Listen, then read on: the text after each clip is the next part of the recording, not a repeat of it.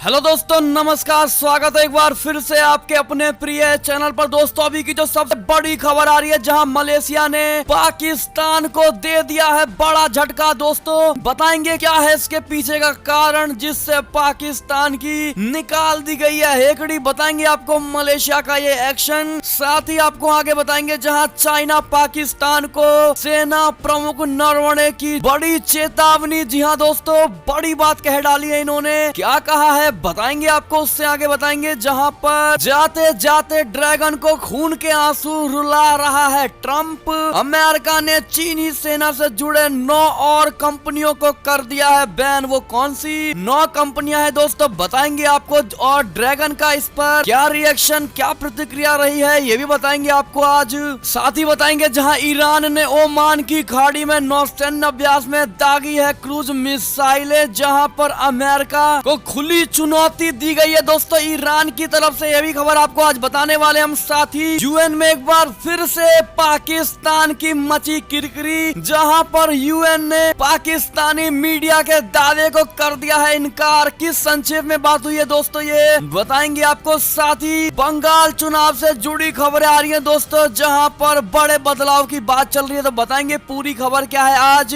तो बने रहिएगा वीडियो के अंत तक। और खबर में आगे बढ़ने से पहले अगर आप भी मानते हैं कि भारतीय सेना में वो ताकत है जो किसी अन्य देश की सेनाओं में नहीं है, और मोदी जी है तो हर चीज संभव है, तो इस वीडियो को अभी कर दीजिए लाइक, चैनल को कर दीजिए सब्सक्राइब, बेल आइकन दबाइए, साथ ही कमेंट बॉक्स में लिख दीजिएगा जय हिंद। जी हाँ दोस्तों, तो अब चलते हैं पहली और सबसे बड़ी एक्सक्लूसिव खबर की तरफ, जहां मलेशिया ने पाकिस्तान को दे दिया है तगड़ा झटका। पैसे ना चुकाने पर जब्त कर लिया है पीआईए का विमान। बता दे आपको, पाकिस्तान को उसके दोस्त मलेशिया ने तगड़ा झटका दिया है। मलेशिया के अधिकारियों ने शुक्रवार को कुआलालंपुर हवाई अड्डे पर पाकिस्तान इंटरनेशनल एयरलाइंस यानी पीआईए के बोइंग 777 विमान को जब्त कर लिया गया। इस विमान को स्थानीय अदालत के आदेश के बाद जब्त कर लिया गया है। एयरलाइन ने शुक्रवार को कहा है कि वो राजनयिक चैनलों के माध्यम से मामले को आगे बढ़ाएगा। दरअसल पीआईए ने 2015 में एक वियतनामी कंपनी से बोइंग 777 सहित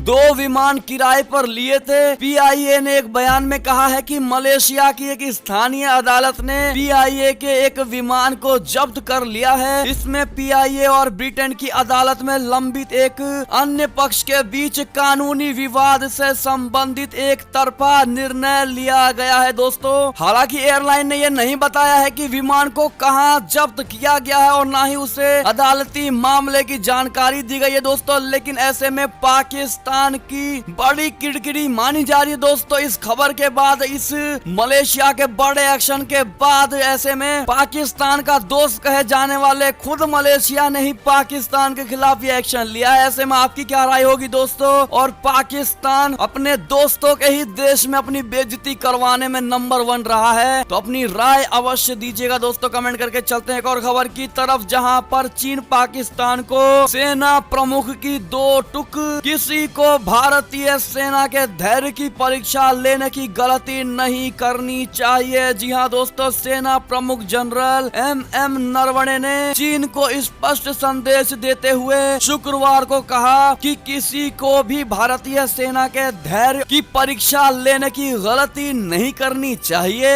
हालांकि वो उत्तरी मोर्चे पर जारी सीमा गतिरोध को बातचीत और राजनीतिक उपायों से हल करने को प्रतिबद्ध है। जनरल नरवणे ने सेना दिवस परेड के मौके पर कहा कि सीमा पर एक तरफा बदलाव की साजिश का मुंह तोड़ जवाब दिया गया है और पूर्वी लद्दाख की गलवान घाटी में भारतीय सैनिकों को बलिदान व्यर्थ नहीं, सैनिकों का बलिदान व्यर्थ नहीं जाएगा। जनरल नरवणे ने आगे कहा कि हम बातचीत और राजनीतिक प्रयासों के माध्यम से विवाद हल करने के लिए प्रतिबद्ध हैं, लेकिन किसी को भी हमारे धैर्य की परीक्षा लेने की गलती नहीं करनी चाहिए। उन्होंने आगे कहा, मैं आपको आश्वासन देता हूं कि गलवान के नायकों की शहादत व्यर्थ नहीं जाएगी। भारतीय सेना देश की अखंडता एवं सुरक्षा को कोई आंच नहीं आने देगी। जी हाँ दोस्तों, गलवान घाटी में पिछले साल 15 जून को चीनी सैनिकों के साथ संघर्ष में भारतीय सेना के 20 जवान शहीद हुए थे। चीन ने संघर्ष में हताहत हुए अपने जवानों की संख्या सार्वजनिक नहीं की है। एक अमेरिकी खुफिया रिपोर्ट के अनुसार चीन के भी 35 सैनिक मारे गए थे। जी हाँ दोस्तों, ऐसे में ये बड़ी खबर मानी जा रही है। इस पर आपकी क्या प्रतिक्रिया होगी, अपनी राय अवश्य दीजिएगा। चलते हैं एक और खबर की तरफ, जहाँ जाते जाते ड्रैगन को खून के आंसू रुला रहा है ट्रंप।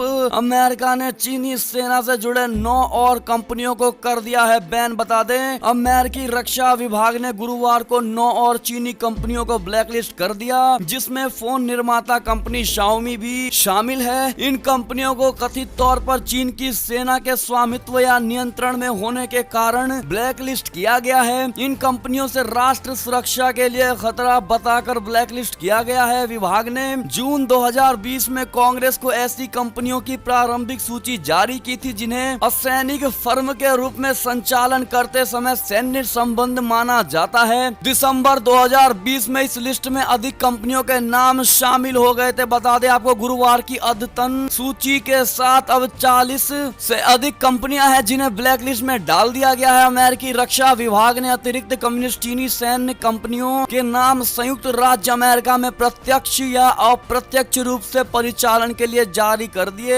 ऐसे में दोस्तों, अमेरिका के इस कदम का आप समर्थन करते हैं, हाँ या ना? अपनी राय अवश्य दीजिएगा। चलते हैं एक और खबर की तरफ, जहां पर ईरान ने ओमान की खाड़ी में नौसैन्य अभ्यास में दागी है क्रूज मिसाइलें, जहां अमेरिका को दी गई है खुली चुनौती। बता दें, ईरान ने ओमान की खाड़ी में नौसेना अभ्यास के तहत बृहस्पतिवार को क्रूज मिसाइलें दागी हैं। देश के सरकारी मीडिया ने यह जानकारी दी है। माना यह जा रहा है कि ईरान ने अमेरिका के साथ तनाव बढ़ने के बीच ये मिसाइलें दागी हैं। ईरान के सरकारी मीडिया की खबर में यह कहा गया है कि सतह से सतह पर मार करने वाली क्रूज मिसाइलों ने खाड़ी और हिंद महासागर के उत्तरी हिस्सों में विभिन्न लक्ष्यों को निशाना बनाया। नौसेना अभ्यास के प्रवक्ता हामजे अली कवियानी ने कहा है कि दुश्मनों को ये जानना चाहिए कि ईरानी समुद्री सीमा के किसी भी उल्लंघन का जवाब समुद्र तट से और समुद्र से क्रूज मिसाइलों के जरिए देगा। ईरानी नौसेना द्वारा जारी की गई इन तस्वीरों में यह प्रदर्शित होता है कि मिसाइलें दागी जा रही हैं और वे अपने लक्ष्य को भेद रही हैं। ऐसे में एक और खबर की बात करें तो किम जोंग उन ने दुनिया को दिखा दी है अपनी ताकत। सैन्य परेड में नजर आई बेहद खतरनाक नई बैलिस्टिक मिसाइल। बता दो, उत्तर कोरिया से आई तस्वीरों ने अमेरिका सहित दुनिया को फिर टेंशन में डाल दिया है। सैन्य परेड से जुड़ी इन तस्वीरों में उत्तर कोरिया के महाविनाशक हथियार नजर आ रहे हैं। इनमें पनडुब्बी से लॉन्च की जाने वाली बेहद खतरनाक नई बैलिस्टिक मिसाइल भी शामिल है। तानाशाह किम जोंग उन ने एक तरफ से इस परेड के जरिए अमेरिका के नवनिर्वाचित राष्ट्रपति जो बाइडेन को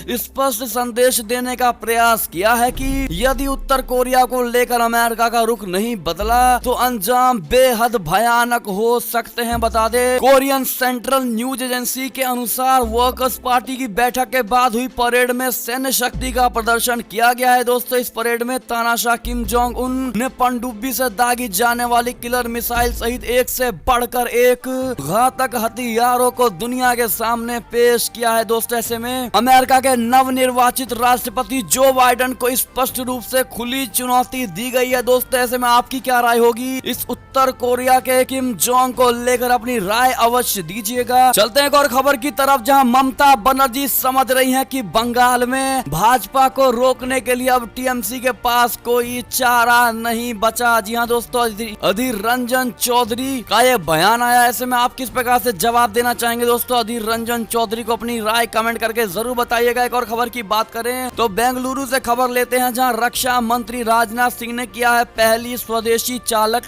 रहित मेट्रो का उद्घाटन। बता दें आपको, केंद्रीय रक्षा मंत्री राजनाथ सिंह ने शुक्रवार को बेंगलुरु स्थित BEML यानी भारत अर्थ मूवर्स लिमिटेड उत्पादन केंद्र का दौरा किया है। उन्होंने देश की पहली स्वदेश में विकसित चालक रहित मेट्रो कार का उद्घाटन किया। उन्होंने कहा है कि मुझे उस शानदार कार्य पर गर्व है जो BEML में इंजीनियरों और टेक्नीशियनों की टीम पर कर रही है। ये आत्मनिर्भर भारत के सच्चे योद्धा हैं, यानी वॉरियर्स हैं जो भारत को विकास के पथ पर आगे लेकर जा रहे थे। आप लोगों के दिन रात की परिश्रम से बनी अनमैन्ड मेट्रो यानी मानव रहित मेट्रो का अनावरण करके मुझे बड़ी खुशी मिली। ऐसे में दोस्तों राजनाथ सिंह को आप थैंक यू अवश्य कह दीजिएगा कमेंट सेक्शन में। चलते हैं और खबर की तरफ, जहां ब्रिटिश सांसदों के सहारे कश्मीर पर भ्रम फैला रहा पाकिस्तान। भारत ने जताया है विरोध तो ब्रिटेन को देनी पड़ी है सफाई। बता दे कश्मीर के मुद्दे पर हर जगह मुंह की खाने वाला पाकिस्तान अब कुछ ब्रिटिश सांसदों के जरिए अपने नापाक मंसूबों को अंजाम देने की कोशिश में लग गया है। ब्रिटेन की संसद में कश्मीर पर हुई बहस में कुछ सांसदों ने गलत और भ्रामक तथ्य पेश किए जो स्पष्ट तौर पर पाकिस्तान की साजिश की तरफ इशारा करता है। हालांकि भारत ने इस पर कड़ा विरोध जताया है। नई दिल्ली की तरफ से कहा गया है कि ब्रिटिश सांसदों द्वारा पेश तथ्य गलत है और पाकिस्तान ने अपने दुष्प्रचार अभियान के तहत उन्हें संबंधित सांसदों को उपलब्ध कराया था। जी हाँ दोस्तों, ऐसे में ये बड़ी खबर मानी जा रही है। दोस्तों आपको ये सारी खबरें कैसी लगी? आशा करता हूँ बहुत अच्छी लगी होगी। अगर आपको तनिक भी अच्छी लगी है दोस्तों तो इस वीडियो को हमेशा की तरह अपने भाई बंधुओं में व्हाट्सएप, फेसबुक, ट्विटर के जरिए पूरे भारत में शेयर करना बिल्कुल मत भूलिएगा दोस्तों। और अभी कर दीजिए इस वीडियो को लाइक, चैनल को कर दीजिए सब्सक्राइब, बेल आइकन दबाइए, साथ ही कमेंट